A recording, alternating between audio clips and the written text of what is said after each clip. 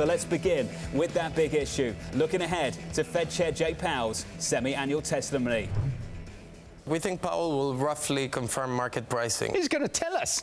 I mean, this is what central banks do. I don't think he's going to correct us at this stage. This is his last chance to back away from a rate cut. If it doesn't, then it's going to be priced in. A July cut is probably a done deal. 25 basis point cut for July. 25 basis points. 25, which is right in line with expectations. They have been leaning in that direction, and they have not taken it back, and now I think it's too late. It would be a little bit late in the day for Powell to sort of reverse course. By this point, the Fed has sort of painted itself into a corner. He might have to take a slightly more hawkish stance to guide the market. The question then is what he basically alludes to regarding further rate cuts.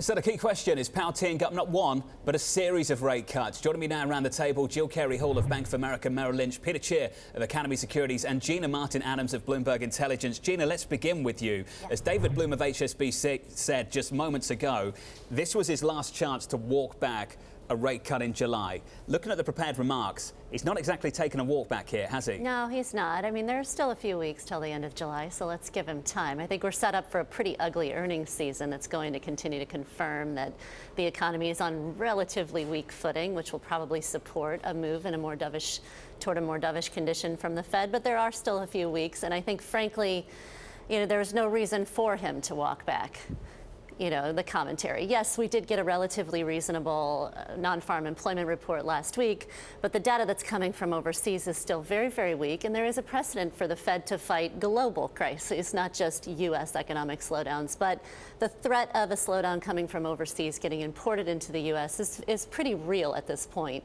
Yep. And I think that they are looking at it very carefully. The turnaround this morning off the back of these comments is quite remarkable. Futures were a little bit softer. We're now higher by 0.4%. Jill, it looks like this Federal Reserve, Chairman Powell specifically, uncomfortable with the outlook and the risks around it. Act now so you don't have to act later when you don't have much ammunition. What's your view on that story? Right. I mean, it sounds like the testimony might be a little bit more dovish than expected. So our base case at B of A has been for September to be the first hike, but with downside risk that we could see sort of an insurance cut in July.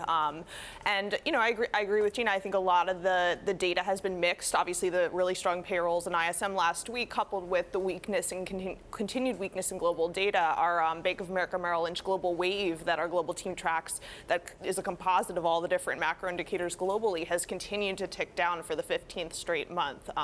So definitely a lot of mixed signals there. Moving the equity market, moving the FX market, moving the bond market here, Tchir. 2-year yields coming in 6 basis points. We're firmed up for a 25 basis point cut in July. Is that your view?